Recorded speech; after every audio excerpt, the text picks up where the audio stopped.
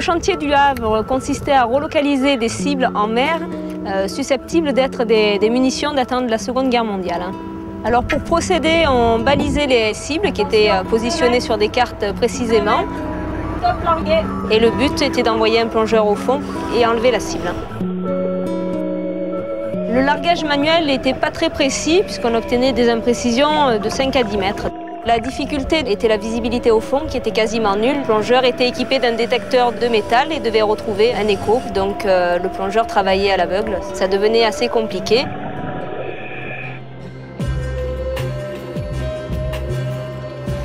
Les opérateurs sur site ont eu l'idée d'utiliser des largueurs de bombes qui étaient utilisées dans l'aviation au cours de la Seconde Guerre mondiale et de les adapter pour faire un dispositif de largage automatique des gueuses.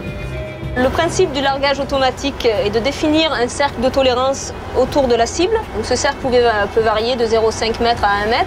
Une antenne DGPS RTK est positionnée au droit du largueur. Et lorsque l'antenne rentre dans le cercle de tolérance, le largueur s'ouvre et libère la gueuse avec sa bouée de balisage. Et donc maintenant, c'est au pilote de jouer pour rentrer dans le cercle de tolérance de la cible numéro 1. C'est bon, on est dans le cercle. Donc l'intérêt du nouveau système de largage sont dans un premier temps la sécurité au niveau des opérateurs, deuxième temps un gain de temps au niveau des interventions plongées au fond et donc une amélioration au niveau de la rentabilité du chantier.